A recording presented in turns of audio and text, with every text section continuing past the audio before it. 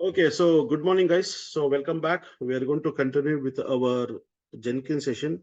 So today's Jenkins date session,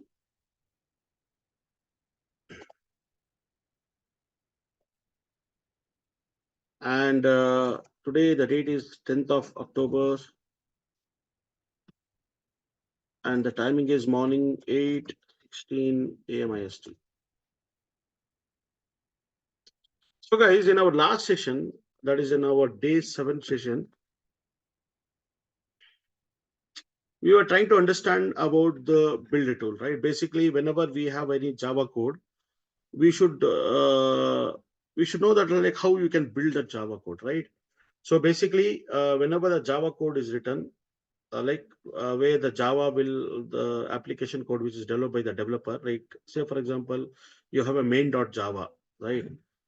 So there's a Java code is there which is always having an extension of a Java as an extension like this, right? Main.java. We should understand like how to build the code, right? So you need to understand it. So building a code is something like where you take that raw code, we take that raw code which is in a Java language. We need to create a compiled file actually, compiled file, or sometimes we call it as an object file.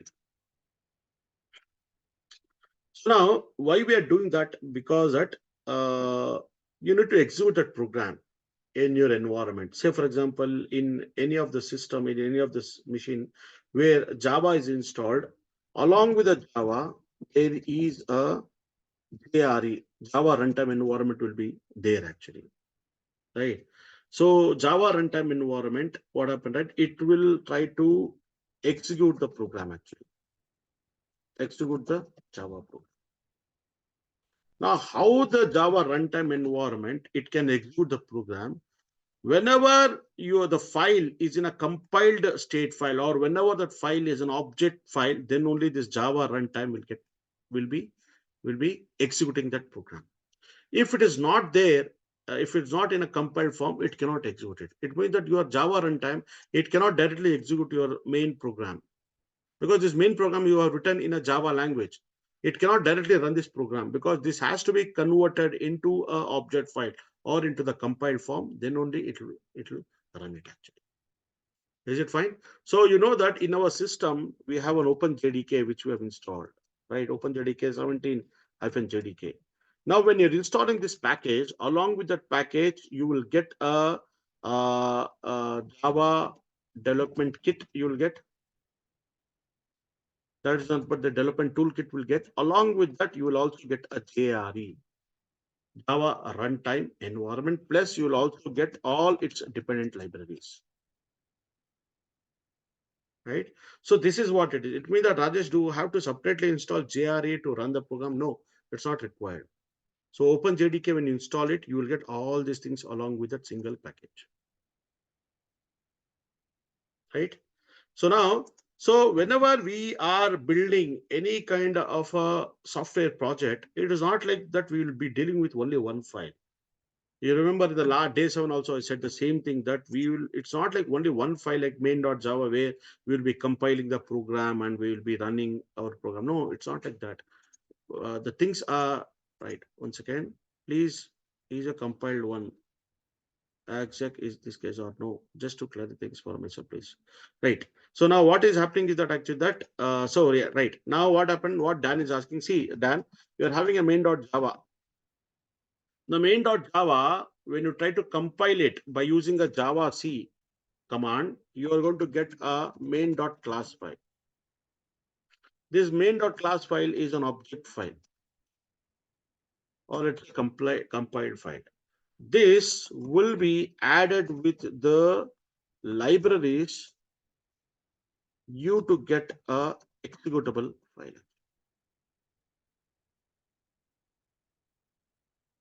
Okay. Now what is happening, that this JRE, our runtime environment, right? The JRE is in turn will be using something like JVM, Java virtual machine. This Java virtual machine, it will take this main.class file, right?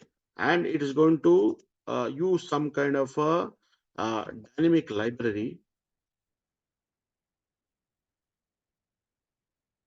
right? Right, and it will try to execute the code actually. Execute the code. It means that whatever the code is there, the object file is there, which is nothing but the object file is there. What it will do that it will try to convert this JVM will convert into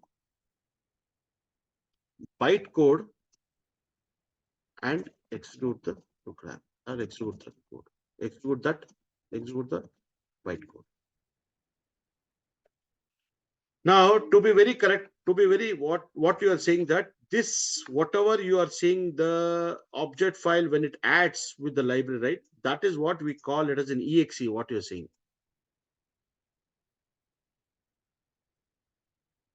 Okay, so compiled one is not exactly an exe, right? It is nothing but an object file. We call it as a something like a .o object file.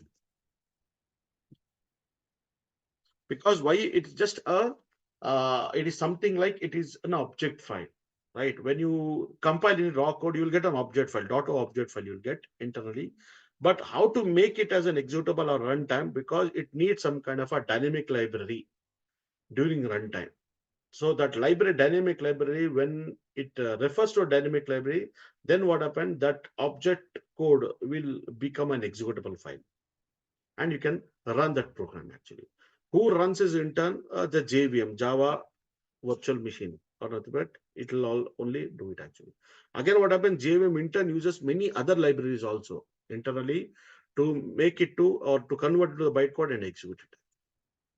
See, ultimately what happened, right? Your operating system or the machine has to execute that code actually, right? So whenever the machine has to execute that code should be in a assembly level language, or it should be in a machine understandable language. So how we are going to get that machine understandable language? With the help of this JVM only, or with the help of this JRE. So that's the reason always Java will have this JRE, right? So it means that either you can, when you install the Java package, the whole package, this will come along with that actually. And that will take care of running your program actually. It means that whatever that abstraction is there, through which your operating system can understand and it can execute, right? That abstraction, everything will be resolved by your JRE, because JRE will take this input of a compiled object file and it will add some libraries to it, running dynamic linking libraries with that, and then like it will execute that code. It means that whatever the object file is there, it will be converted to the bytecode, and that bytecode will get executed finally. And whatever the bytecode, whatever you're doing now, this you can consider as an exe file, whatever we see in Windows. Is it fine, Dan? Oh Dan, yeah, do you have any? yeah, I'm following now. Yes, sir. Thank you. Yeah, so that's how simple you have to understand. Now the thing is that actually that we know that actually that whenever we are building any kind of a complex software projects actually, right? It is nothing but it refers to kind of a process of creating the software, and even like creating a lot of his associated things, everything. So to make sure that whenever you're trying to build any kind of a complex project, you need such kind of a tool where it will help you to build all kind of a complex projects actually. So that is the reason what is happening is actually like this kind of automation build tools are being created, right? So for example, in our case, we have this Maven build tool. Can we build all language codes by using Maven or only Java code? Only specific to the Java code, sir. Maven is only built for Java code. But for example, suppose for example, you want to build any kind of a Gradle code, right? Right, any kind of a Android-based application, right? Then what is happening is that actually that you can do with the help of a Gradle. Now Gradle, whatever it you needs, libraries or any kind of a dependencies, right? You can everything download and you can build it. So later I'll come to you, Mayur. Like whatever you're asking is good, but Maven, to be very specific, yeah, it is used for building a Java-based project only. But there are many other things are there where it can build it. I will come to your question in some time, not now, right? So it's a good Sir, question. Yeah, sir, little bit confusion. Hello, yeah, Bhavan, tell me. sir. We have execute. We have means execute main.java through Java C. Then it will be converted in main.class file, object file. It will be create object file. Hmm. Then where this library will come? Where from? Hmm. Hmm. See, that's what I've said, that all these are a part of your Java itself, actually. It means that when you install the Java, right? Hmm. Java, along with the Java, you will also get all kind of libraries along with that, actually. Right. But the thing is that actually that when it is okay when you're building with one file, one or two file or three file, it is okay. But suppose you are building many files, there are 100 files are there. Say for example, if you're building 1.java, 2.java, 3.java, like that, things become very complicated actually. Say for example, assume that in this case, if in case suppose assume that to build the 2.3 Java, it needs a 3 Java it needs. Okay. To build a 1 Java, it needs a 2 Java. So there is a dependency between one program to the other program. Somebody should be there, no, to do a dependency, right? To resolve the dependency, to do some kind of integration between that. Say, for example, Rajesh, you use a Java C program, Java C command to compile the 1.java to get a two or to get a 1.class file. Okay. The same step you will do like this.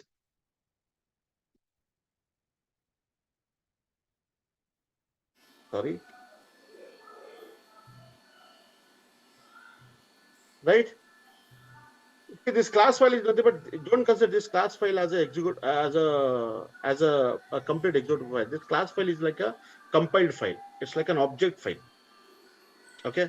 And same thing if you're trying to do with the third dot Java, you are just calling individually this command, Java C command, right? And you to get a 3 dot class. What you can do later, you integrate all this 3 class file.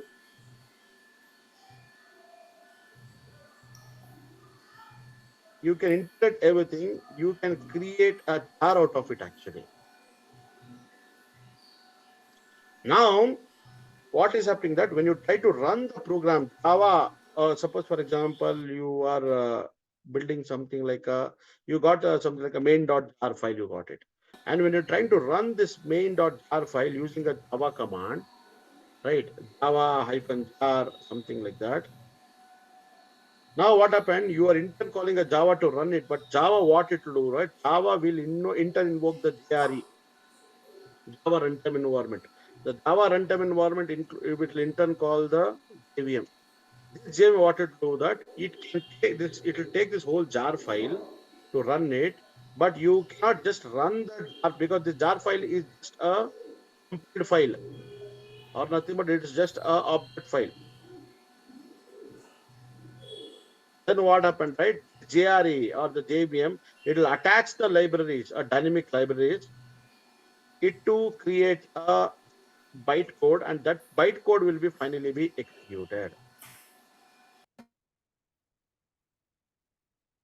Is it fine, Baban?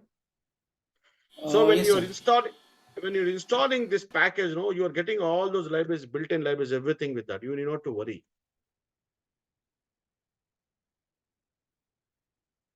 Clear? So class file is something like you cannot take the class file. Something like suppose tomorrow, suppose assume that we create a food actually. We create a rice. You remember, like we take a rice and we boil it and we put some masala and all. We'll put onion and all. We'll prepare the food fine. So that is a food we prepared it. But do you think that the food will be prepared? Is it a palatable food? It is eatable food? No, it is not eatable food unless and until you don't add a salt onto it. So when you add a pinch of salt to a food, then that food will become a palatable food. Same thing, whatever the food you create, right? It's just a class file. It will not become an executable unless and until you you will add or you will integrate with the libraries. Particularly in case of a Maven build tool, we call these libraries as plugins. Call it as a plugins, right? So now what happened, guys? So So now what happened, right? There is an interdependency between many of the files, right? Because the developers will be writing so many files, every file they'll be having a dependency upon one another, right? And they need to build this, such a complex project. They cannot run this command alone like this. In a single command line, they cannot run this. They cannot call Java C to compile all the program, and later finally you need to integrate it. So integration itself will also a difficult task actually, right? It's a complex task. It's not that easy to integrate all this program into one. Say you have 100 files, 1000 files are there. Do you think that you will integrate everything in a single command line? In a single line, can you integrate like this? No, it's very difficult. So you need some kind of a build automation tool, or a build tool is required which does all these operations, right? And it should be more so smart that it should be able to see that which are all the files which are getting changed. Say for example, Rajesh, you say that 3.c Java is there, okay? The 2.java program is dependent upon the 3.java program. Very good, right? And the 2.java, right? And the 1.java program is dependent upon 2.java. It means that there is a dependency between one to other file. Okay, good. Now you say that Rajesh, some developer has changed this 3.java file. He did some modification to this file. Now, don't you think that while compiling it, you have to compile 2.java also? Because now the changes has been occurred in this file. So when you are compiling 3.java, it means that even 2.java also has to get compiled, because whatever the changes which you have did, that changes also should be reflected in 2.java also, right? Because it is dependent upon this 3.java. Similarly, when you are compiling, when you are building 2.java file, don't you think that you need to recompile again 1.java? Oh, it means that Rajesh, if you're modifying only one file, you need to compile the whole program, or you need to compile the whole project, because there is an interdependency of with one file to another file. So things are getting very, very, very complex when you are building such a large, big project. So that's the reason, guys, to resolve all this problem, you have a Maven build. Right? And there are many other, how is Java bytecode converter machine for the execution? So that's what, sir. It will be done by this JVM only, sir. To give one line answer to you, JVM will do that, sir. JVM, that is what that environment will do. That's the reason what happened, right? When you install it, you will get all those components, sir. Is it clear? Okay. You can tell into much more deeper way how exactly JVM work and all. But I think like that is an internal program, sir, which will do that conversion. It will execute it. Same thing when you are running a Python code, sir. When you're installing a Python code, you know that you will install the Python 3. Version, something like that, right? Along with the Python, you will even get a Python JVM. Will get, sir. Python, no, sorry, Python PVM, Python virtual machine will get, sir. This Python also will does the same thing, sir. It will also run. It is used for running whatever the Python code you have written, right? The Python code, it will run into the bytecode actually, or into the machine understandable. How it does internally, that PVM will do it. It in turn has its own table to do it. It will convert it. It's something like running the whole your assembly level language instructions into the machine bytecode. It will run it, right? And it in turn uses all those kind of registers and all to to load each and every instruction and run it. So that's how it does that actually. Right, every most of the languages, right, it has its own runtime environment. Python has its own Python runtime environment. Node.js has its own Node.js environment. JavaScript has its own JavaScript has its own Java Node.js or Node like runtime environment like that actually, right? So you will have all except C or C++, all other language, high level language, it needs a runtime environment to run it. Is it fine, sir? Why, sir? Okay. Now, so what exactly this build tool will do, guys? So basically what happened, it does many operations. What exactly this build tool, particularly the Maven build tool. So the Maven build tool, one second, guys. Maven build tool. So basically it does many operations, guys, actually. What exactly it does actually, you know that it is used for compiling the source code. And like it will try to create a package out of it. So it will be used for building a package binary. Packing binary, actually, you can say. That is used for running running automated tests actually. Okay, sorry, automated tests. And also the same build tool, Maven build tool is also used for deploying also. Suppose you want to deploy the build to a production systems actually. It is used for even doing a deploying to the production systems. Later, if you want to create any kind of a documentation, it is also used for creating a documentation. This is what your build tool will do, right? All kind of a complex things and all, it will be singly handled by a build tool actually, right? No, so that's the reason what happened, right? You will get a lot of advantage over that. All the complex things, whatever it is used for doing a building activity, it will be easily be handled by your build tool. That is a Maven build tool. All kind of a dependencies, everything will be resolved, right? Building up all the packages and running all your automated test cases, which earlier it was done manually or individually, right? That everything will be taken care by doing it actually. So all kind of a complex task, which was earlier was a kind of a work which was a developer used to do, right? That has been drastically reduced, right? In a very easy way by this build tool actually. Yeah, whatever, sir, GIT compiler, whatever. Yes, right.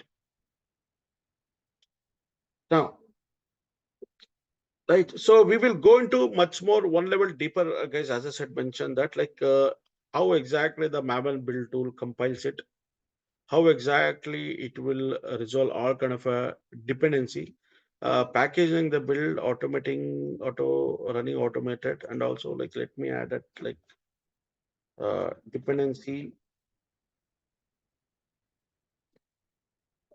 management or else dependency management. This is also one of the feature of your Maven build tool, right?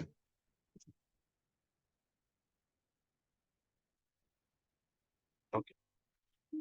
Now, so to get into one level deeper, guys, what you have to understand is actually that we know that actually, Rajesh, that whatever you are building this project, suppose you are having this building this project, right? 1.java, 2.java, 3.java. Finally, what happened, right? You need to get a deliverable out of it actually. Deliverable out of it actually. Deliverable, deliverable in sense like you need to get an output of it, right? So the output could be a kind of a the format, it could be jar or it could be a var or it could be near, right? Java means Java archive, right? Like you will take a lot of different all the different class files, you'll integrate everything and you'll create a jar archive out of it actually. So that's what you will find Java output. After you build a project, you will either get a jar file out of it, right? You can take that jar file and you can run that jar file. Similarly, what happened that you can create a war file out of it actually. War file is nothing but the web archive. So web archive is something like where whenever you are developing any Java based project which is related to the web archive, it means that which are related to the development of the any web servers or websites actually, then what is happening that you need to create a package which is having something like a .war as an extension. It means at the end, when you build out, the package format should be a .war, so that you can go and you can deploy your WAR file into some kind of an application server. Say, for example, you are having a Tomcat Apache Tomcat server, you can go and deploy it because the Apache Tomcat server will try to run this WAR file actually. So WAR file, it needs a lot of other things. It needs some kind of a configuration files. It needs actually some kind of a dependencies are there. That all the dependencies, everything will be resolved by your Apache Tomcat server. That's what happened. That you need to have a web archive, we say, WAR file, right? And it follows some structure like where you have to place this var into the web apps folder. All those things will be learning in some time, after some time, not now, right? And there is a third something was the ER actually, enterprise archive. Enterprise archive is basically something like where you can build this application, a Java based application, where you are making that to be how I can say, you are making that to be an enterprise version. It means that you need to give that application as an enterprise where you will be adding even the licensing also along with that. So whenever you are making any Java-based application as a commercial application or an enterprise application, then you need to create a EAR out of it actually. An EAR. So EAR contains the enterprise version. It contains all those license and everything. So you need to separately build this EAR file. And you know that most of the enterprise applications, right? Many of the enterprise applications, they run on the Red Hat's JBoss server, right? Under the Red Hat's JBoss server, you can run this EAR file. There is something like a EAP is there, EWS is there for the JBoss, right? For the JBoss server, JBoss application server. So you will come across with something like a EAP, enterprise web application, or else EWS web server. Right there, this EAP or EWS, it always requires the .er extension file.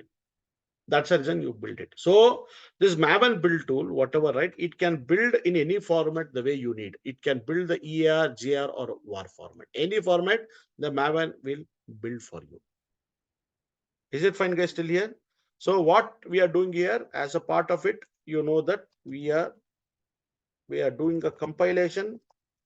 What we are doing compilation means you are taking a raw code, raw source code, and then like we are creating an object file out of it. Actually. This is what we are doing it actually. Clear, guys? Right now, whatever this ER file, WAR file, and JAR file, what we are doing that this is we call it as we are getting an assembly out of it actually. We are creating an assembly out of it, assembly file out of it. So that is nothing but you're creating a JAR or WAR file, JAR or WAR or ER file.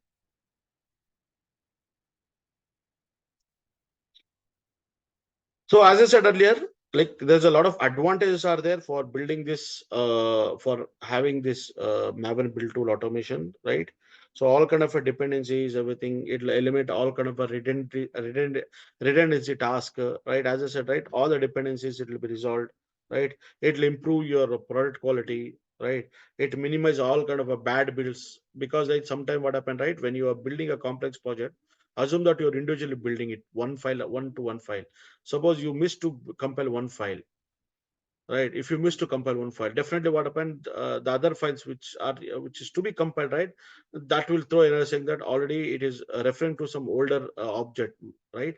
So it means that if you have failed to compile any one file, it will have an adverse effect. So the output of whatever the whole compile process, whatever you do, right, or the build process, it will be a very, very bad build. You're going to get a bad build. So the compilation is not proper actually. So all kind of dependencies, everything, whatever you need, right? That all those things will be resolved easily by your Maven build tool. It'll also save your time. It will save your money. There are many advantages are there. And one of the very big advantage of this Maven build tool is that actually that the Maven build tool will maintain history actually. It maintains the history of all your build process. And also it maintains the releases also.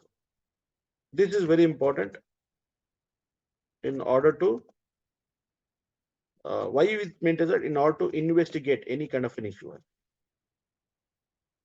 So this is one of the very important advantage of having a build to that's Maven, that it maintains history and also it maintains the releases also.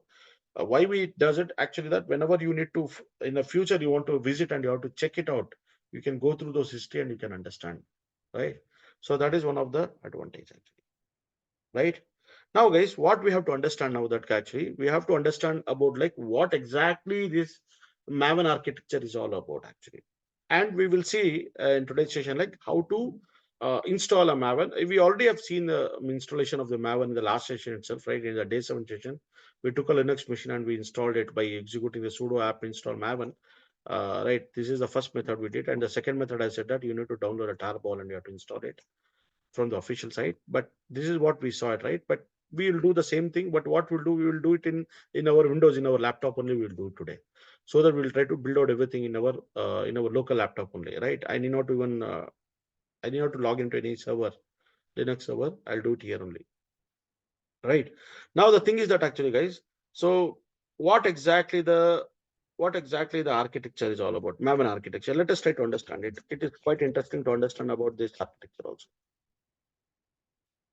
Sometime in interview, they'll ask you, and whatever we are learning now, from now, everything is there's a link, guys. It means that tomorrow you are writing a CI/CD pipeline, you are building a Java-based project. You should know about like how exactly this Maven works, because you need to understand about the Maven architecture actually, right? Maven architecture.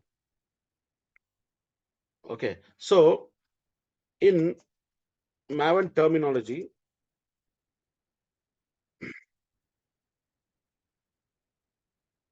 a repository, we say, a repository is a directory where all the project jars, I can say library jars, plugins, or any other project specific artifacts are stored and can be used by Maven easily. Okay, what do you mean by that? Guys, whenever we are building any project, we should be in some directory. It means that suppose Rajesh, I want to build a project. Let me do one thing. Let me go to somewhere. I'll go to my downloads. Here, what will happen that I will create one folder. I'll create something. What is it? Something. I'll give Maven project something. I can even give something like a demo or something. I'll just say Maven project. So this is the folder, guys, where I will be building a project. Means that I need to have all my source file. I need to have all the Java codes, everything under this folder actually. So this Java folder or the Java project folder or whatever we have created, right? This we call it as a workspace actually. We call it as a workspace. Now, what is an architecture? How it looks like, right? So this is how. So you have something known as a workspace here like this. This we call it a workspace. So Rajesh, in our last session, you told something like a base DAR is a basic directory. You said, right? You said about the base DAR where I created this Maven demo folder. Inside the Maven demo folder, I created this form.xml. You said something about is this Maven demo folder, whatever you have, right? This is something like a workspace? Yes, it's a workspace only.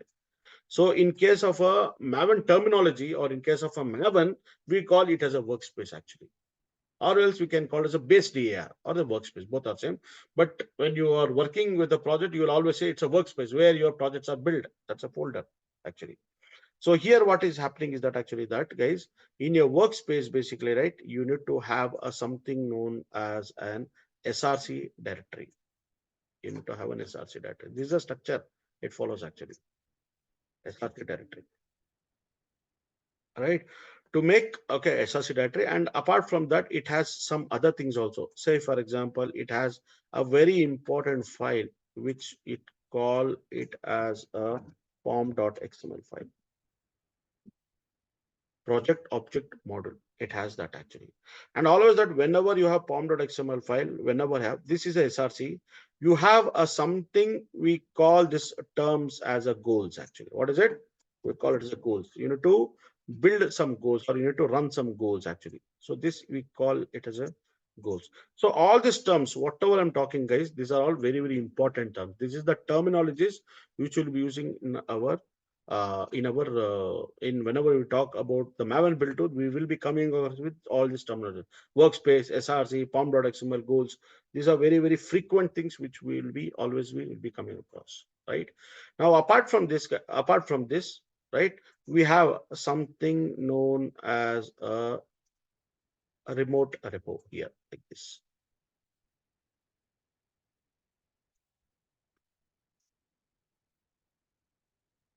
Okay, and here what happened, right? We have something known as a local repo. this is our architecture, guys. This is our Maven architecture. This is how it looks like, right? So now always what happened, right? Your workspace or your Maven, right? Whatever it said, it can contact to your local repo also, right? So white context, I will say later, or else what happened, right? It can even connect to your remote repo also, right? So you can consider this as something like the remote repo is something which is there in your internet, like this. This is there in your internet. Means it is outside your network. It's there in your internet. Local repo is something like which is managed within your system. It means that Rajesh, suppose if I'm installing my Maven build tool, everything in this local laptop only, does this local laptop has this local repo? Yes, it has its local repo. So wherever you install the Maven build tool, that machine will be also having a local repo. Okay, is it clear? So how it connects to your internet through your HTTPS protocol, through this HTTPS or HTTP or through HTTPS, it connects to your remote repository. So there are three types of repos are there actually. What are those repos? Three types of repos.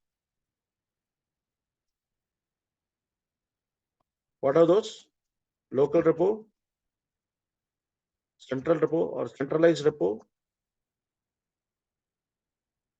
and then like remote repo. These are the three types of repos we have. Local, central, and remote repo. Right? So these repos are we call the repositories. So Maven repositories are three types, right? Local repo. There is something like a centralized repo is also there. Where exactly we manage the centralized repository? Again, because this you are doing everything within your local laptop. Suppose you are working in an organization, say inside a Wipro, I'm working in a Wipro company, right? Where Wipro is a large company, and it's not only your project. There are multiple different types of Java-based projects are running or have been developed by other different developers, right? There are multiple projects, Java-based projects are running, right? So usually in our organization, what they do, right? They will try to manage a centralized repo in the organization itself. So centralized repo is managed within our organization,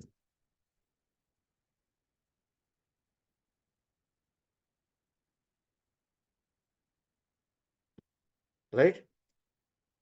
So we will see all these things, guys, in some time. Why we have to have all these different repos and all, we will see it. It is quite interesting to understand about this also. Is it clear till here? Yep. Okay, good. This is what we call as our Maven architecture, actually. Maven architecture.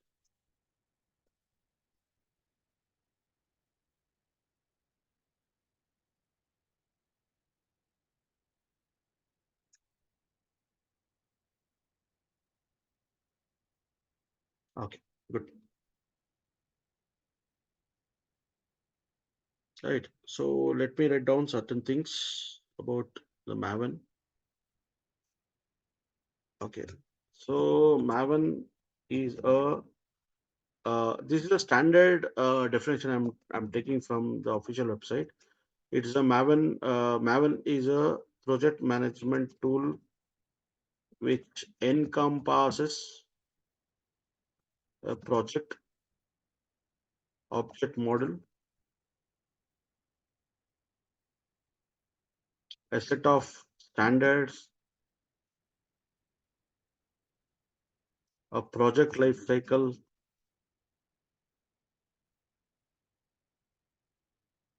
dependency management system. This is the official, definition about this, and I can say and logic for executing and a logic for executing plugin goals actually. So, guys, how I'm writing this big sentence because I went through this official website. went through all the sentences, and it's not like mugged up. It's something like I've gone through many times. I've seen this sentence again and again. That's how I'm able to now remember it actually. So a logic for executing different goals at defined phases actually. You can say like that. So defined phases in a life cycle. Nobody asked you this definition, but I'm just saying it because this whole definition has a lot of meaning to it actually. Means that when you try to understand very carefully about this, firstly, you say that it's a project management tool actually, right? We need to understand what is a project management tool. That is one thing. And then, like he said about it follows some set of standards. Okay, what is that standards? Oh, we have to understand that. It's a project life cycle. We need to understand what is a project life cycle. So a dependency management tool. Oh, it's a deployment. And a logic for executing the plugin goals are defined phases. This definition itself, guys, it has a lot of meaning to it. He's describing exactly what Maven is actually doing here.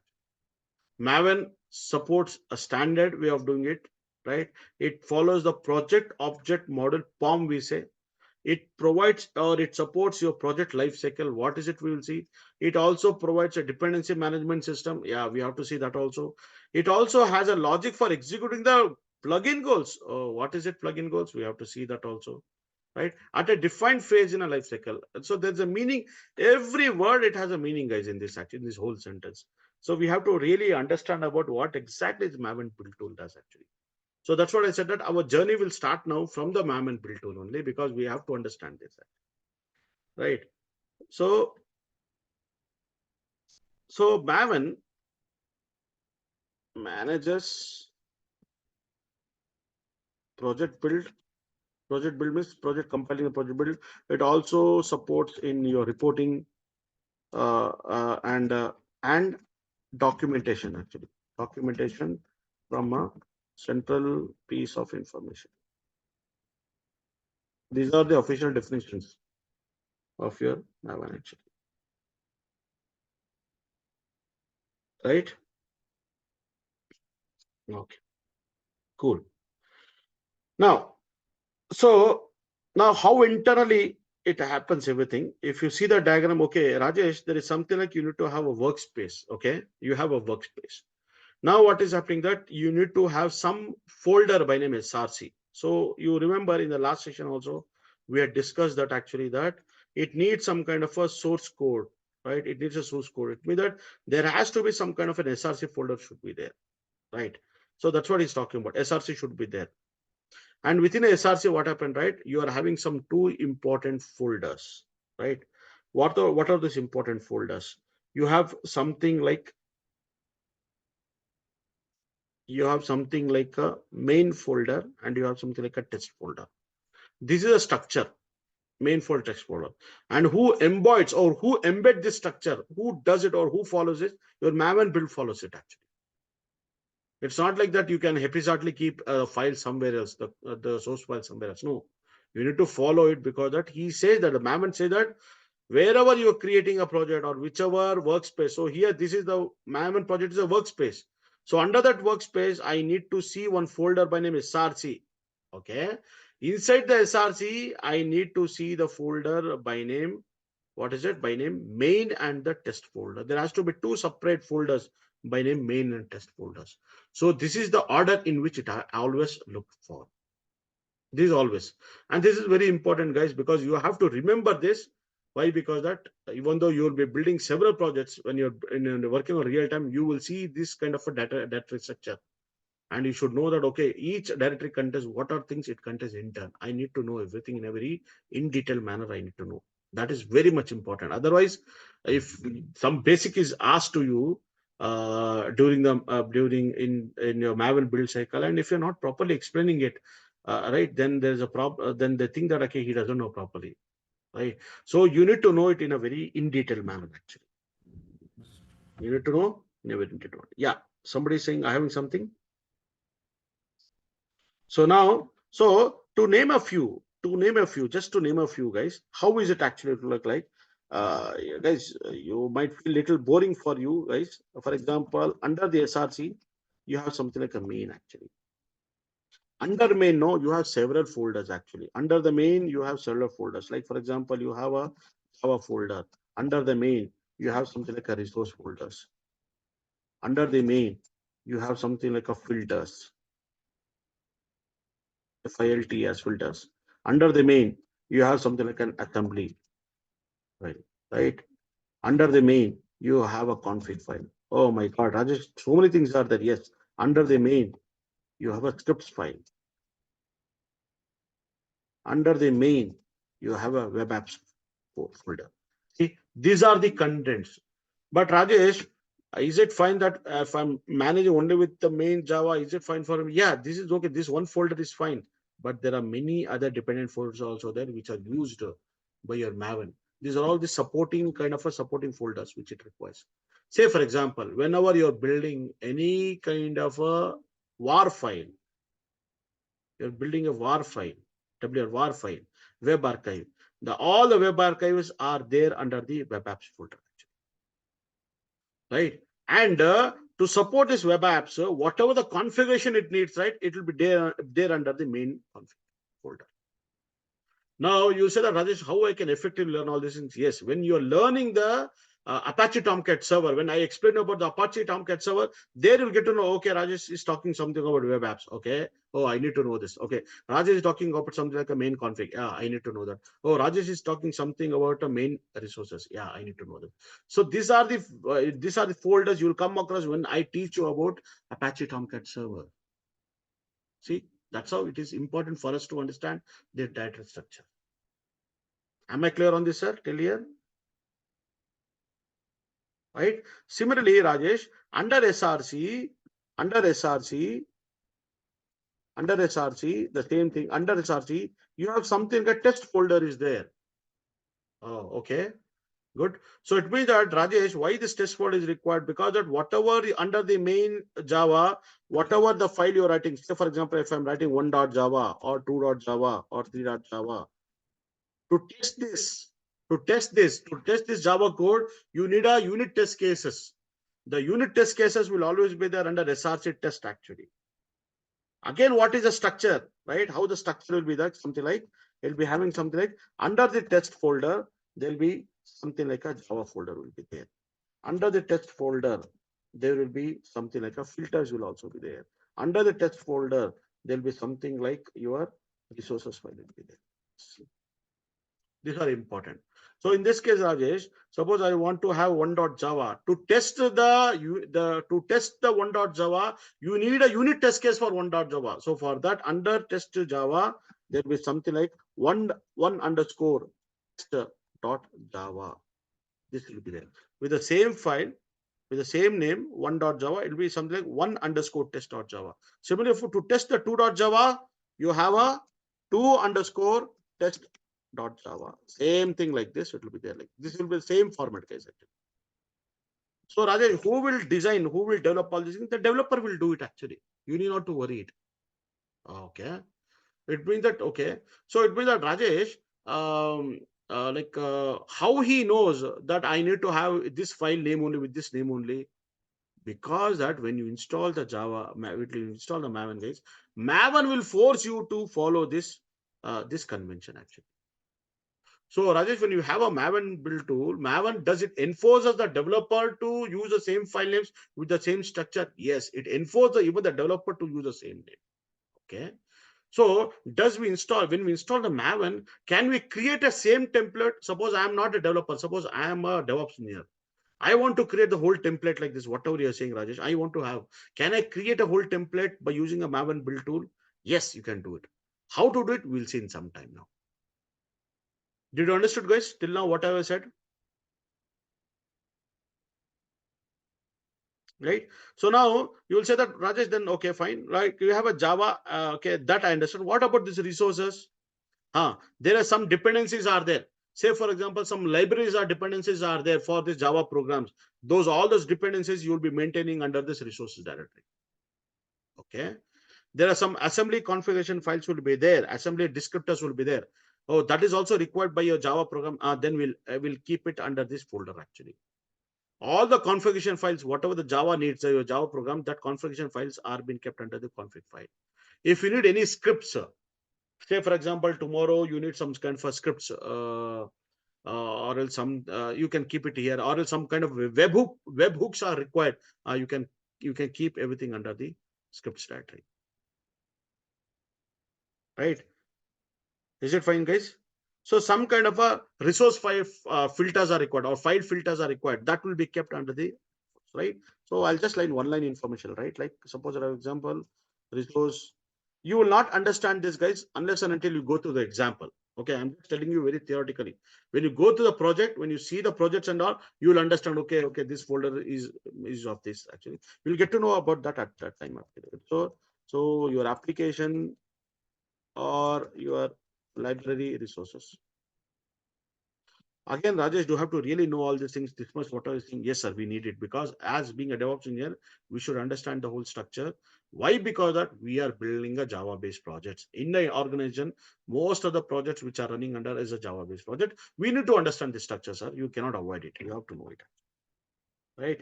So all your assembly descriptors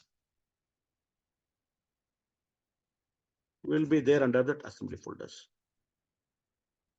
All your configuration files, all your config files or configuration files will be there under, right? And your scripts, actually your application. 1 second, guys. 1 second. Be able to. Mansi, your application or library scripts. ಏನ್ರಿ ಮಲಿಗೌಡ್ರೆ? It will be there. Similarly, your web apps folder, it will be your web application sources, or web application sources will be there here. So to be very honest with you, that this one and this one, these are the two important things, guys. We'll always concentrate whenever we are building a Java-based project. Resources and the Java. Main Java and main resource. These are two folders. Filters we'll use occasionally. Assembly also we use occasionally. Config, scripts, web apps. These are used when you are building a web archive. Whenever you are developing the web applications, right? That is not, but whenever you want to get that .war, right, web archive, right? Then under that case, what happened, right? These three important folders will be concentrating: config, scripts, and this one. Am I clear on this, sir? Right now, apart from this, Rajesh, apart from this main and apart from this tester, do you have any other thing? Yes, sir. Do you have many other things? Like, for example, under the SRC, you will have one separate folder, which we call it as a site, actually. Site. Okay.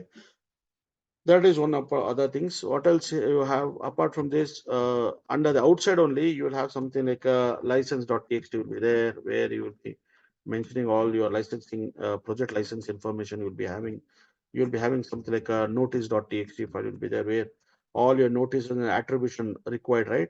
Required by the libraries, everything that will be, you will be keeping everything under that file. And there is an important file, also readme.txt file. This is how the structure look like. Right, you'll even have a site also. What is this site? I will come in sometime. Whenever you want to create any kind of a documentation, right, you will have a, under SRC you have something like a site folder. Under that you will keep all your documentation.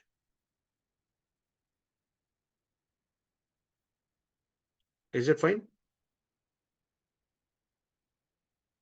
So till here, are you okay, guys? Baban, Dan, are you finding interesting or is it boring? We can't do anything. We are helpless, So sir. We have to interesting. learn. Still learning. So yeah. We can't do anything, sir. We are helpless. We have to learn. Rajesh, when we are doing a build for a Python-based application, we have to similarly learn all these things, build activity. Yes, we have to do it. Node.js, yes, you have to do every kind of an application when you're building, right? Any type of a different types of application when you're building, we need to understand that actually. So this is what we call, whatever we understood, right? This is what we call it as a Maven standard directory structure. Directory structure. This is structure. Anyhow, we have seen in the last session also, and today I just get one level deep. That's all. Right, and very important. Apart from this SRC, license.txt, notice.txt, readme.txt. We have one more very important file which we know that it's a pom.xml file. So pom.xml file is the heart of your Maven project actually. Without pom.xml file, you cannot build your project. Pom.xml file has to be there. Is it fine? So whatever we are doing, everything, guys, all these things, this is a structure, whatever you are doing, all these things, you're actually doing everything under your workspace actually. In our case, what I'm doing that, my workspace, in my case, it is under /downloads. I have created a folder by name Maven-project. Under that, what happened, right? This is nothing but my workspace. Under this workspace, I need to have all this folder structure I need actually.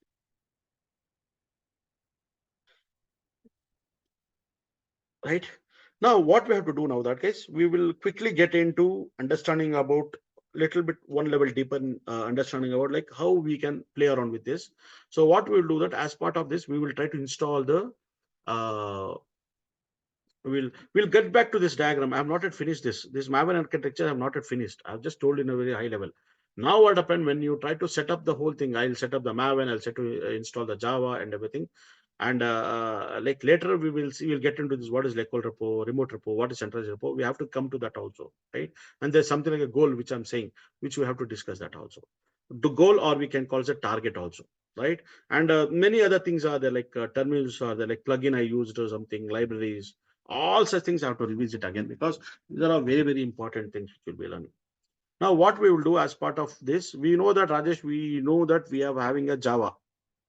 Java need to be installed. Why Java is installed? Because your Maven build tool, whatever the Maven build tool is, that this itself, it is written in Java actually. It is the whole code of your Maven is written in Java itself. That's what happened, right? We need to install even Java also. Java should be present in your system.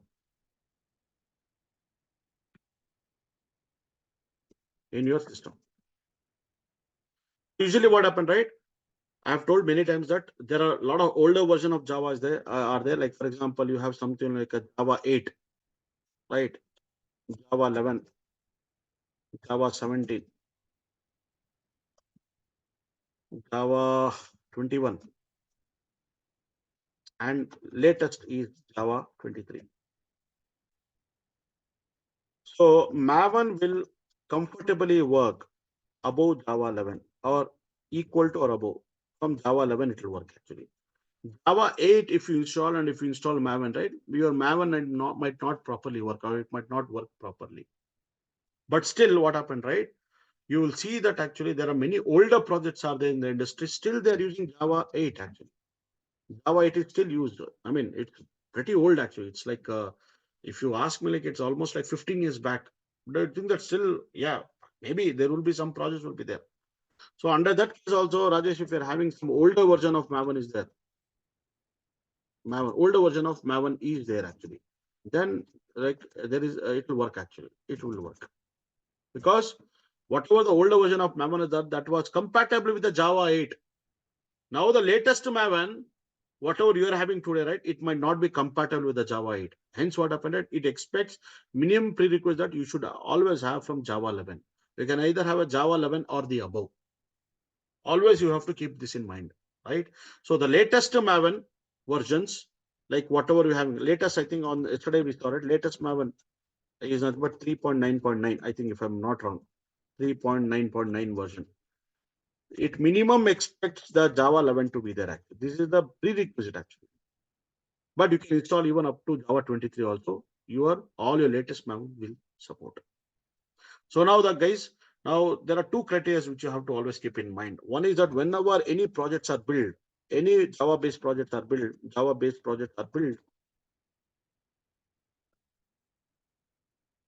what being a DevOps, you have to understand that you have to first collect the information about which Java version is used. Either Java 11, Java 17, Java 21, Java 23. So you need to ask to the developer, which is the Java version you are using. He will say, I'm using Java 17. Okay. Then the next question, what you have to ask that, which is the Maven version which you are using? Maven version is used. Which Maven version is used? 3.2 Maven version, 3.6 Maven version or 3.9 Maven version, right? Maybe what happened, right? Sometime what happened, he might be using the latest Java version in his project, but the Maven what he is using, right, it will be a little older, or it will be an older version he might be using.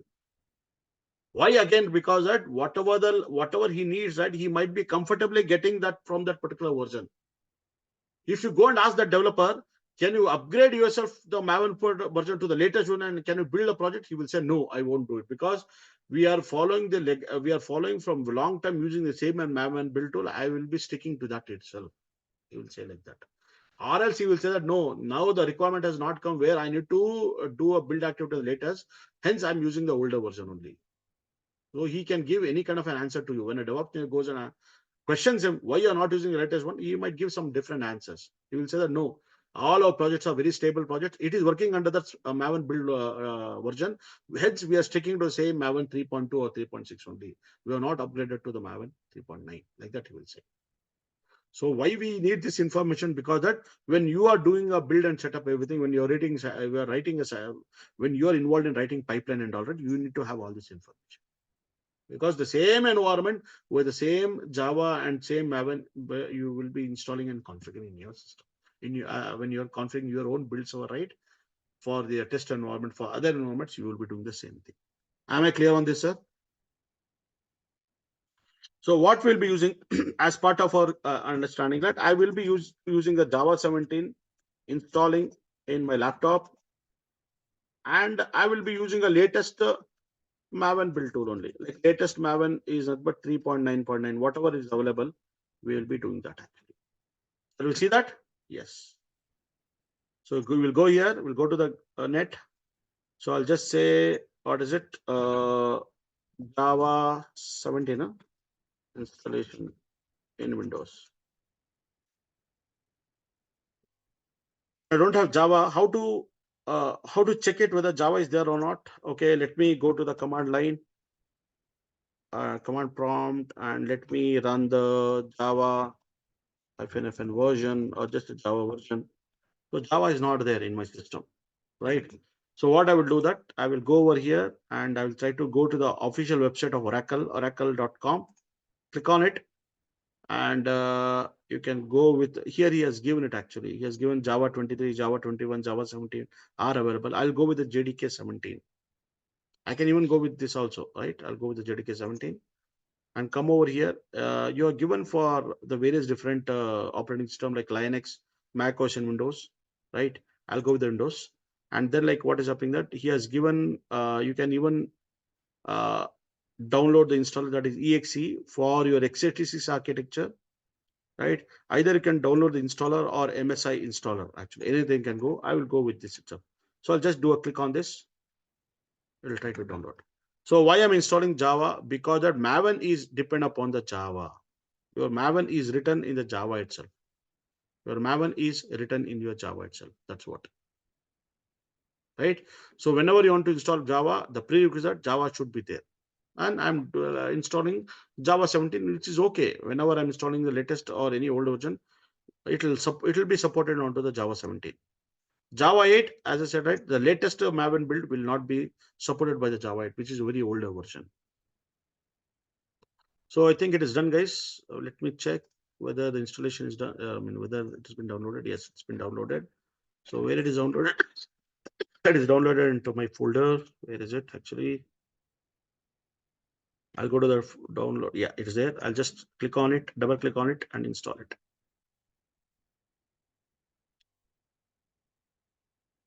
So you can say next. Now, if you see carefully that it is installing the Java under C drive program files Java JDK 17. Like that, it is installing under this path. You can even change the path also, but I don't want to do that. I will install in the same default path. Now you could see that actually it is installing a TMSC development kit, it says actually. So it is actually installing the development kit, which requires 420 MB on your hard drive. Okay, go to the next. It will install it.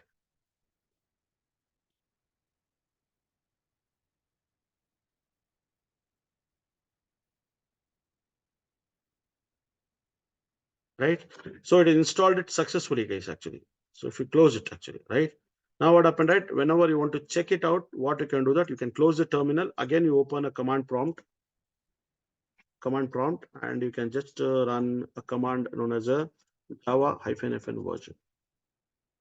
So now you could see that Java is installed, 17 is installed. All right. Now what you have to do that, you have to install the Maven actually. So what you can do, you can just go to the official website of Maven, maven.org, or just say Maven install something, Maven download or Maven install, whatever. You just try to. So installing Apache Maven, you have to just click on this. So you could see that actually you can go with the downloads or install it, everything. So he has given a step actually. And then like you can go to this download. Here you could see that the latest version is available is 3.99, right?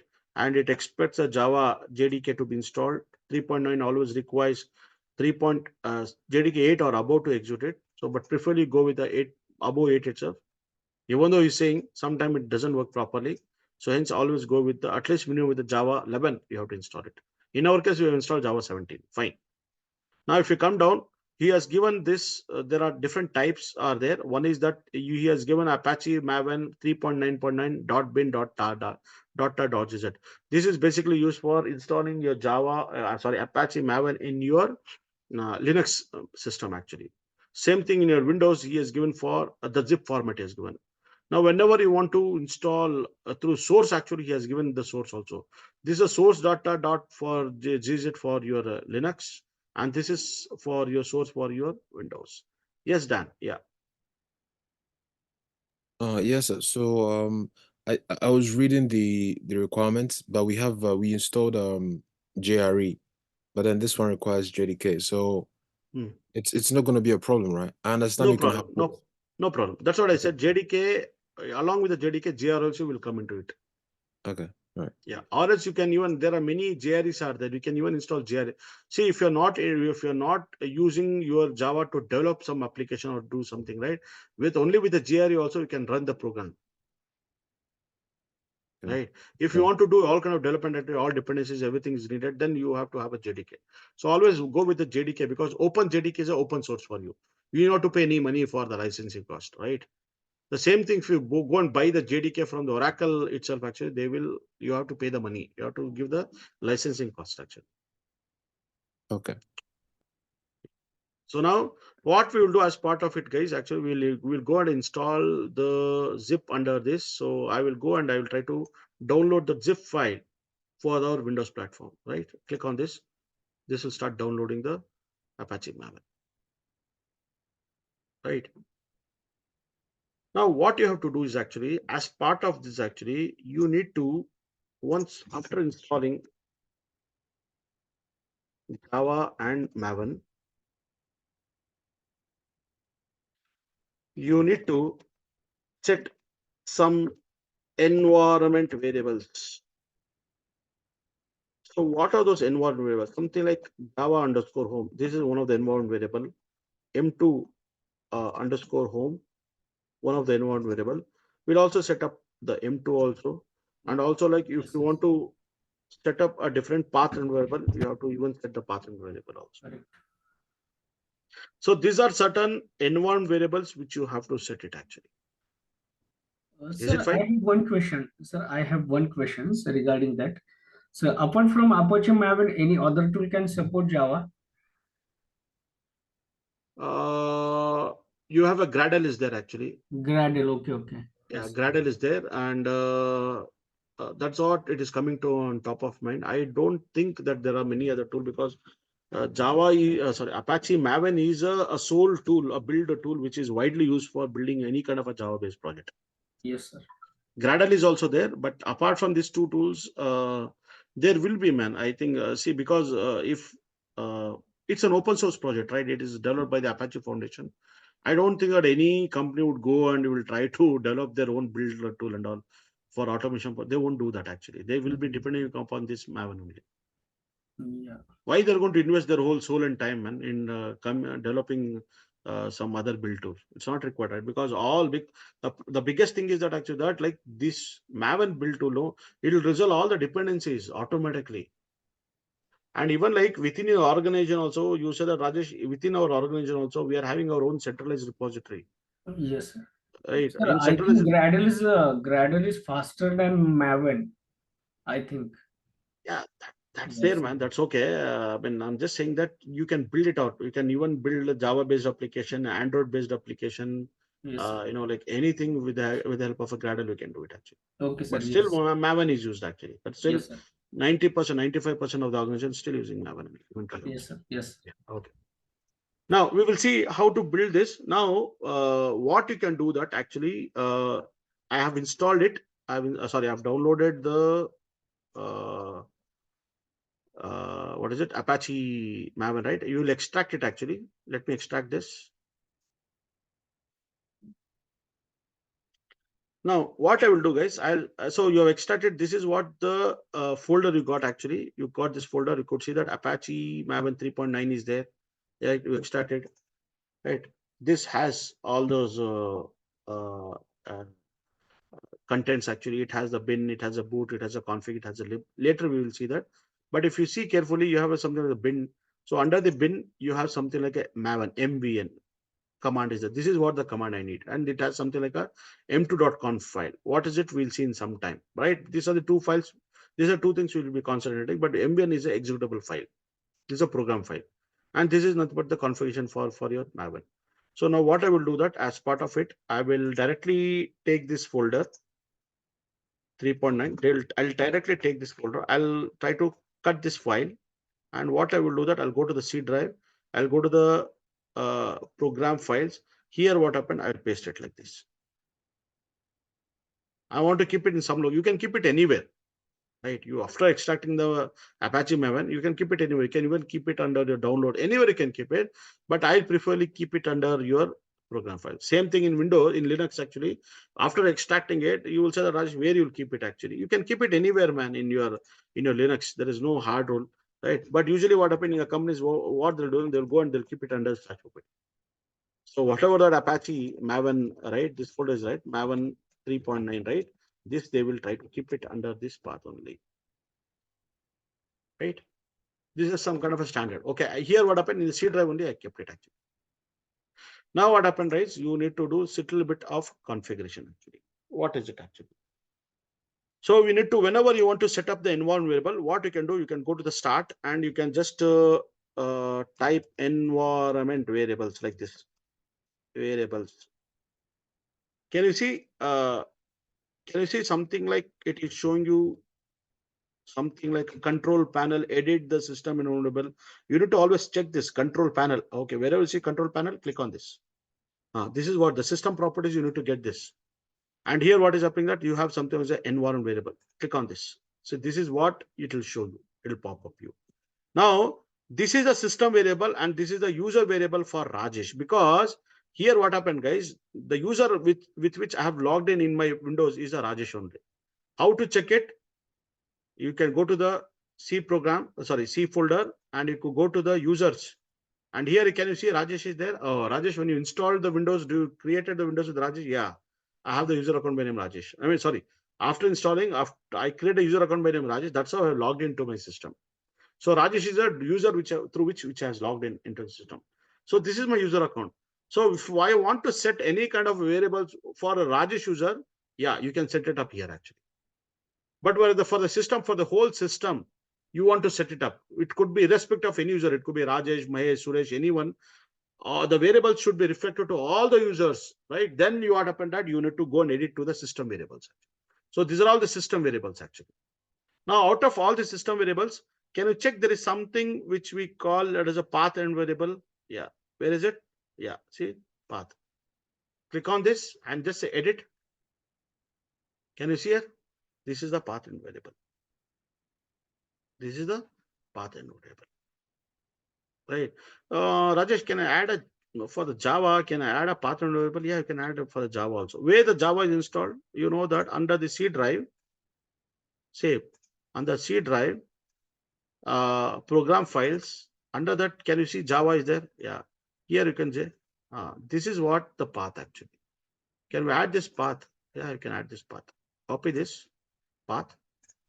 Go over here and then say new. just save this and say okay. For the Java, you have set it actually. So now what happened, right? This Java will be reflected to all the users who are now Rajesh is logged in. Rajesh will have it. Even for Suresh, he logs in. If I create a user account by name Suresh in the Windows, he logs in. He will get all those. He can able to execute any kind of a Java commands actually because I've set in the path and variable. Right. So now Rajesh, do you have to set a Java home for this specific user Rajesh? Yes, you can set it, man. How to do that? Here, click on this edit here. Edit, sorry, new, what is it? Java underscore home. Java underscore home. I already copied the path, right? So let me give the complete path like this. Yeah, this is a JDK Java path. Yeah, say okay. Now you could say that you have created a Java underscore home. Is it fine? So Rajesh, you mentioned some other thing like M2 home, like this is for your Maven path, man. Maven. So how to get it? Go over here, go back here, program files. You have something like Apache Maven. Yeah, this is the path actually. This is the path for Apache Maven. Copy it, come over here and create a new path. What is the path? M2 underscore home. Underscore home. Give this complete path. Right? And say okay. Clear? Now you will say that one more is the Rajesh, you will call as an M2. Okay. But what is happening that M2 you have given this complete path. This is fine. We said. But Rajesh, under the M2, there is something like a bin is there. I need to even give the bin also. So for this, what you can do that actually, I'll just say percentage of M2 underscore home slash bin like this. I'll give. Right. Slash bin, this is slash bin. So for M2, I will give this actually. Yeah. Go over here. Why you are doing this, we will see later. Don't worry now. So I'll create one more variable type by name M2 and I'll give the this is how it understand actually. Percentage of M2 underscore home slash bin. Is it fine? And say. So this two variable, this three variables you have set. This we call it as an environment variable, right? Java underscore home, M2 and M2 underscore home, right? If you want even in the path also, you said Rajesh, I want to give the complete path man, right? For example, I go here. You know that under the bin you have a mvn command. I need to give this complete path into that. You can even give that also. Copy this whole thing. Come over here. Here under system variable you have a path. Edit it actually. Under this you give a new. Already Java is there. Okay, new it and you give the complete path like this and say okay. Say okay. And after that you have to say okay. Now what you will do, you will go over here and you will just open the command line. You say that Rajesh, if I do an echo, whenever you want to display environment variable in Windows, actually you have to say percentage Java underscore home percentage. Can you see here? It is showing the path that this is the path under which your Java is there actually. Same thing if I do an echo percentage M2 underscore home percentage. See, it is shown. Or just say echo percentage M2. See, is it fine, guys? Till here, are you okay? Yeah.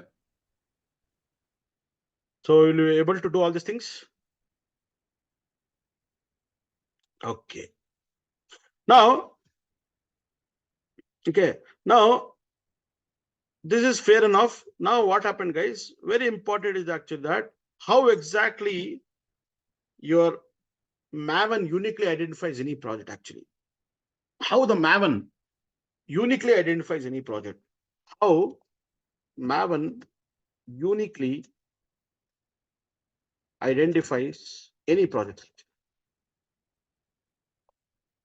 It uniquely identifies any project with the help of something known as a GAV, right? So always Maven uniquely identifies a project by using something known as a group ID.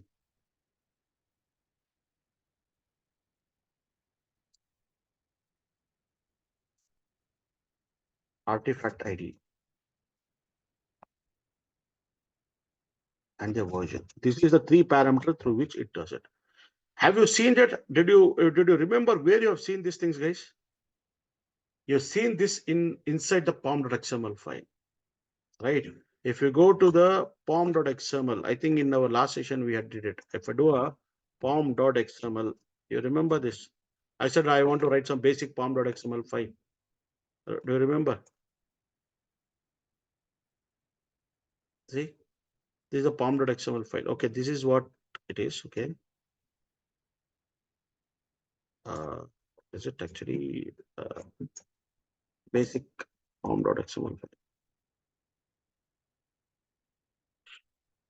You'll get from the official site only. Minimal pom.xml file or basic actually minimal.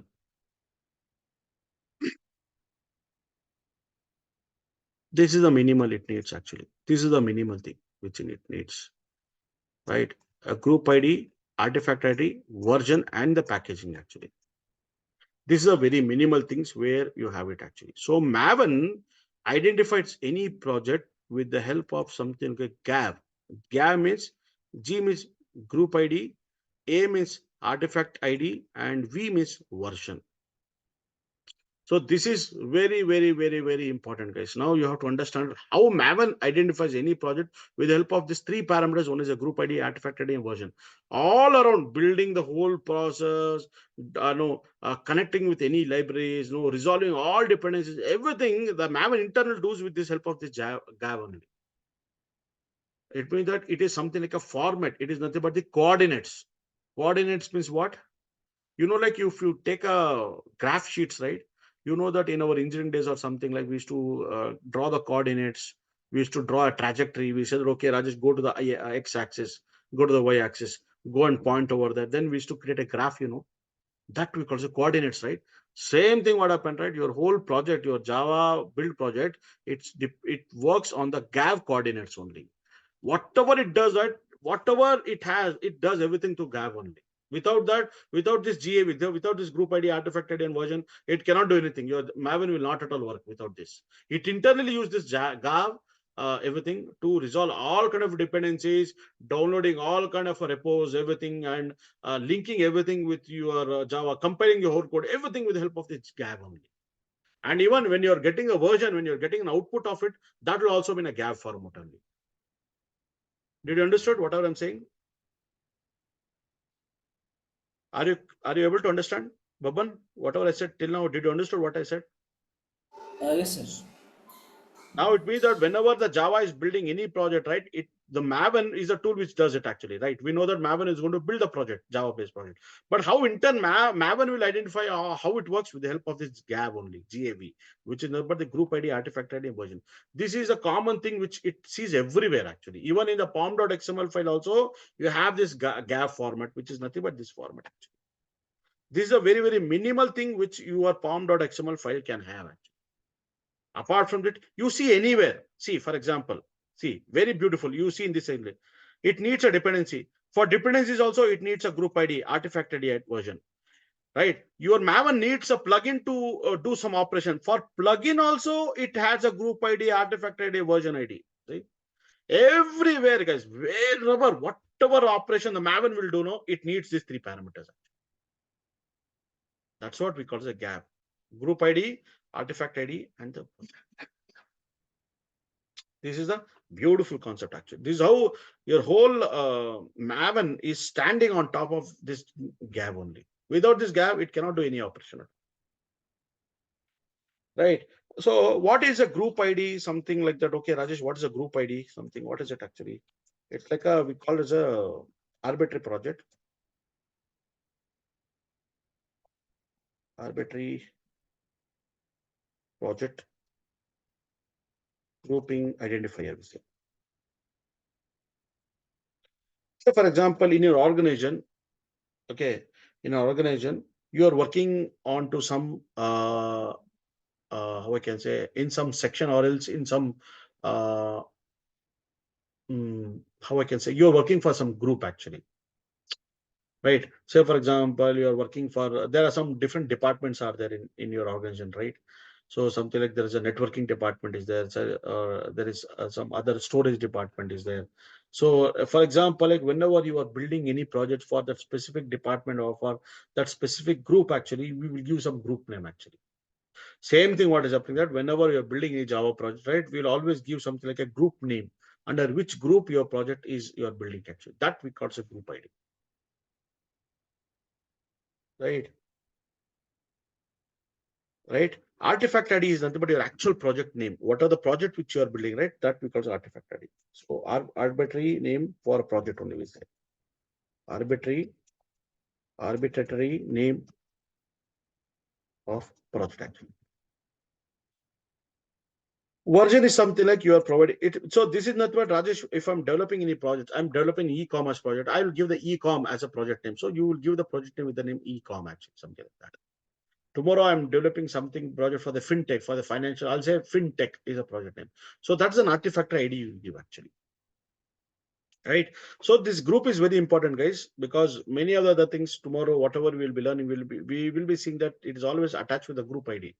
Right, anything. Artifact ID is something like it's a project name what you give, and the version through which actually what is the version of the project you put. Version of project.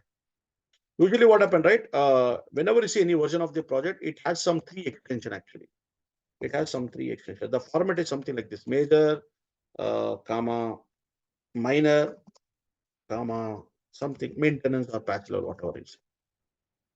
Like this. So for example, if your project is 1.1.0 or 1.0.0 or 1.0.1, something like that. So 1 is a major number, 0 is a minor number, and 1 is a maintenance level or the patch level, we say. Right. This is a kind of an extension they'll give always for the version. So for example, if you are building a project of demo project, it will be something like demo hyphen 1.0.0.1. Like this, it will be there. Right. Right. And when you are building a package out of it, actually, you will be building a package like this: demo hyphen 1.0.0 hyphen snapshot hyphen dot r. Like this, you will create. Or else demo hyphen 1.0.1 hyphen snapshot hyphen var. Same thing hyphen er. Like this. This is what the versioning we say actually.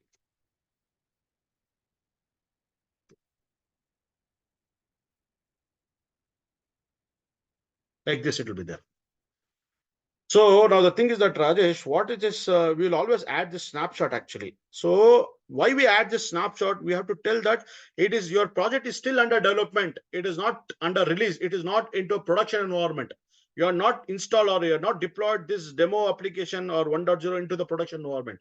If it's still under the development, then we tag this name as a snapshot actually. So what is it by snapshot? So we add the snapshot. Why we do it? To identify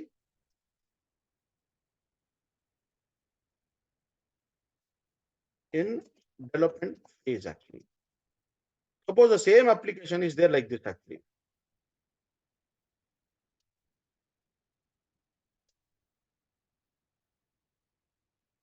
Then what we say? Oh, Rajesh, it means that this is completely tested everything. Oh, this version is a release version. Oh, it means that you can go and deploy into the production environment. You can deploy in production. Deploy in production or in UAT, wherever. You can deploy in UAT or in production environment.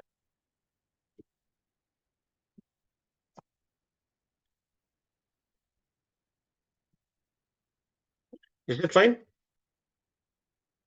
One difference they'll ask you, Raju, what is a snapshot and release? Why we have the tagging in your project? A snapshot means it's still under development. We're still doing a lot of development. We're still rebuilding the same application. It means that what are the defects are there or whatever the features you want, it's still under development, man. That's how we keep it as a snapshot as a name. Right. So this major number, minor number, like something like whenever you're doing any kind of a major release for your application, right, you will tend to increase this value. Right. Whenever under the major, you are doing small releases, then you will tend to increase this minor values actually. Now, whenever you are fixing any bug actually, and you are giving some like a patch actually, so this last value kind of a maintenance or we call it a patch actually, patch value. of the patch version. Is it fine? Suppose this is the version you are given into the customer site, 1.0.1. Tomorrow you found some issue with that application, and you are reworked it, and you are given a patch out of it actually. So when you're given a patch, automatically what happened? This demo 1.0.1 will be increased to demo 1.0.2. It means that you've increased the maintenance of the patch level, right? So tomorrow you're entirely, adding, or you're entirely giving a set of new same application with much more enhanced. Then you'll tend to increase this major number. So instead of 1, you'll give 2, demo -2.0.0, demo -2.0.1, like that you will give the version. So based on the release cycle, what happened, right? What the technical architects in the company they will do, right? They will try to change this versions of the project name, right? Major :minor, comma minor, and maintenance value, like that. Is it fine, guys? Till here, are you okay?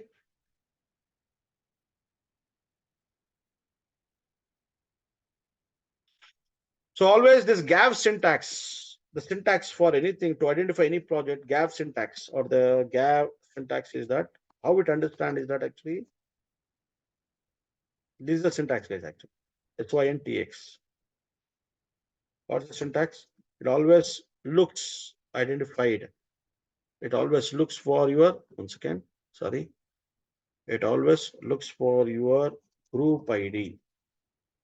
Group ID, like this is syntax: colon, artifact ID, colon, your version. This is what guys will be always looking for. This is a GAP syntax, we say. Now, whenever you're building a project, it always look for this actually. What's a group ID, artifact ID, and the version? This is syntax, and there'll not be any spaces here. It will be colon without any space. It will be the without no spaces or no semicolon. It will be always be colons like this.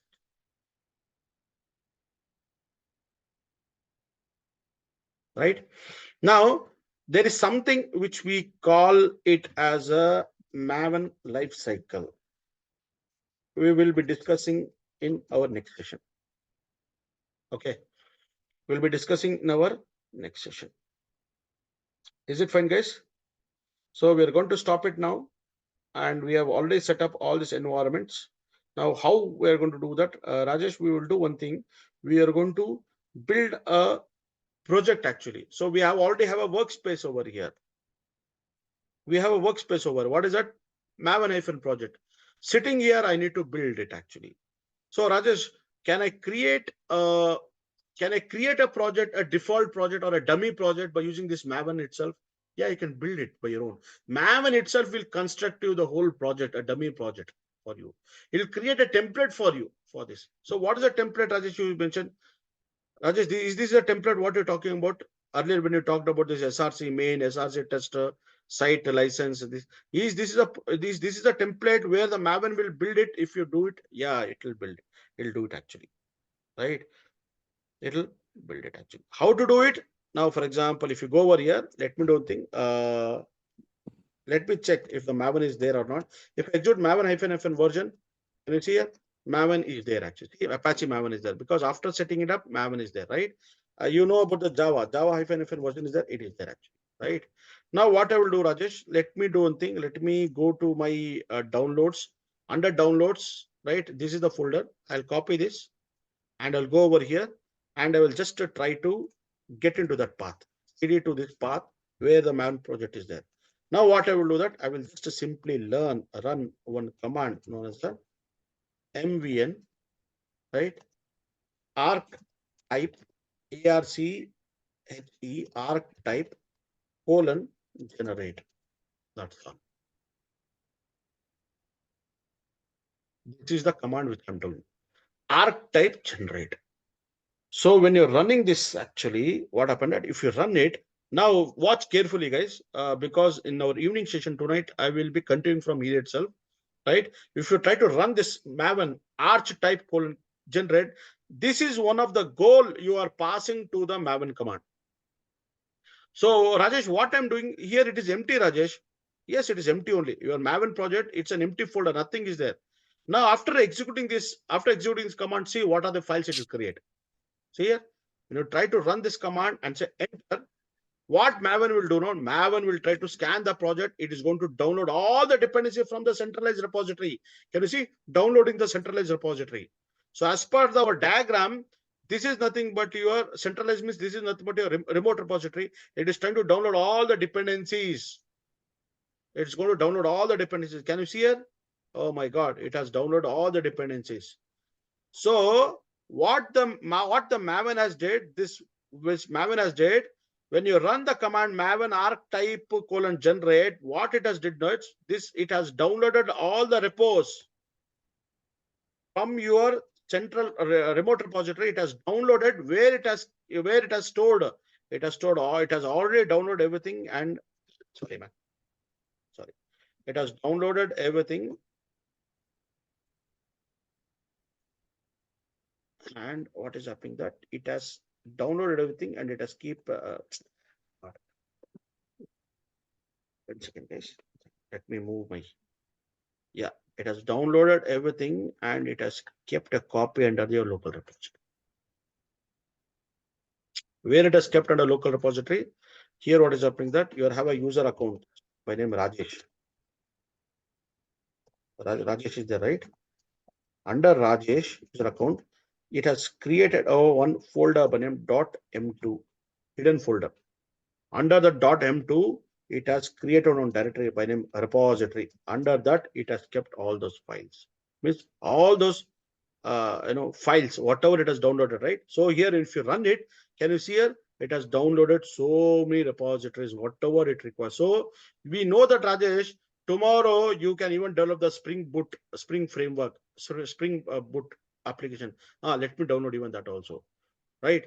It'll tomorrow you might be developing a Scala. Okay, it needs that also. So all dependency it has downloaded from where? From your remote repository. It has downloaded everything from the remote. It has downloaded all the repositories. So when you run for the first time the Maven command, Maven what it will do that it will try to connect to your remote repository, that is from the outside. It uses the HTTP or HTTPS protocol to connect it, and it will try to download the whole repos and it's going to keep it here. So Rajesh, tomorrow I need some other repository, like what to do? We'll see later, man. Suppose I want to download some other external repository. Say, for example, Rajesh, I need to have something like a repository where I can connect to the Git actually. So do you have any kind of plugin or this one? Yeah. So Rajesh, whatever you're downloading everything from your remote repository, what is all those things? So all those are libraries. What is it, guys? Those are all libraries. But actually we call that as a plugin. Libraries or plugin, one of the same. So Rajesh, what it will do, it will try to download all these libraries or plugin. To be very specific, you have to always call it a plugin, but it is interchangeable. You can even use a library, or you can even call it as a plugin also. Everything you'll download and it'll try to keep under this repository, repository folder. So can we check it? Okay, go here, Rajesh. Under the user, under this, there's a user is there. There's a Rajesh is there. Can you see .m2 folder? Yeah. Can you see repository? Yeah. Here it is downloaded all those repos. This is the path actually. Did you understood? Sandeep, Narendra, I know I took a little more today, but did you understood the whole context? Try to run. So what I just executed this command, I just executed mvn archetype :generate. That is what I did it actually. Super. Now let me take 2 more minutes, then we'll wind it up. So what it has happened that it has downloaded all these things. Later what it is doing? Come down. Come down. Oh man, where is it? Yeah. Now we say that Rajesh, choose a number to apply a filters. Group ID, artifact ID, :artifact. This is what it is asking you some number. Don't worry now, as of now. What is it? I will tell you later sometime. Now it's saying that 2187, like filters it has added actually. Do you need the same filters? Yes, you need the same filter. It means you need to choose the same number. Yes, you have to just say enter. What is it? You have to just say enter. Now it is saying that Rajesh, when I'm building a project, I need to give some version number. This is a version number. You said, Rajesh, this is a version number. I need to give this version number. What's the version number I need to give? He is giving you some option here. 1.0 alpha, -1 like this is given. Rajesh, is it giving 1.5? Can I choose the same default the line number? Yeah, you can either go with the 9 or you say that, no, I want 5 only. I'll give 5. Okay, no problem. I'll give 5. Right? Or I can give 9 also. I'll give 5 only and say enter. It is saying what is a group. What is a group ID? You have to give the group name or the group name. It means that, as I said that, right, in every organization there's a group is there. You're building a project for the specific group. Let me do one thing. Let me give some name. It's like HCM Learning Center. Something. I'll give any name. Learning Center. Okay. What is an artifact ID? You have to give the project name. So as we discussed that, I'll give the project name as a demo only. Let me give the name, artifact name as a demo and enter. Version, it is since we choose 1, it is taking 1.0 hyphen star. It itself is adding that string. You need not to worry about. Yeah, I need the same version. Don't do anything, just say enter. Don't do anything, just say enter. So it is saying that defining the package name SCM center. Okay, it is creating a package with that name. Okay, enter. Don't do anything, just say enter. See, guys, and it's saying like go with this confirming the project building. Yeah, you can confirm with this whole thing. I'll think why and enter. See, it has built the project. Just build the project. Can you go here? Can you go inside here? Can you go to the Maven project? See, can you see here, guys? It has created a folder by name demo. This is a project name. Inside it, what it has? It has a pom.xml. It has an SRC. Inside the SRC, what it has? It has a main and Java. Main and test, sorry. Inside the main, it has a Java. Inside a Java, it has a SCM Learning Center. That's your nothing but your group ID. And inside it, you have a default file by name app.java. This is your application file, right? Open it, edit in a notepad. See, this is a simple hello world. It has copied it. And it is using this package SCM Learning Center like this, right? Similarly, go over here, go to the back, Java here, go to the back SRC, you have a tester. Under test, you have a Java. Under that, you have a SCM Learning. Under that, you could see that app test.java, right? So you have a test.app.java, app test.java. It has given with this name. This is the unit test case to test your main Java file, right? Here under SRC, you have main, your Java under that. See, now Rajesh, how the developer will do that? Developer, what he will do that? He will write all the source file under this folder actually, under SCM Learning. Here he will write all the folder. He will remove this file and he will add all his file like 1.java, 2.java, 3.java, 4.java like that. Okay. Whenever you want to write the test case, unit test case for that, where you will go? You will go here and he will go to the test and he'll go here. He will go here and he will remove this file and he will add 1 underscore or 1 test.java, 2 test.java, 3 test.java like that. Unit test cases he will add though. Is it fine, sir? So are you finding interesting?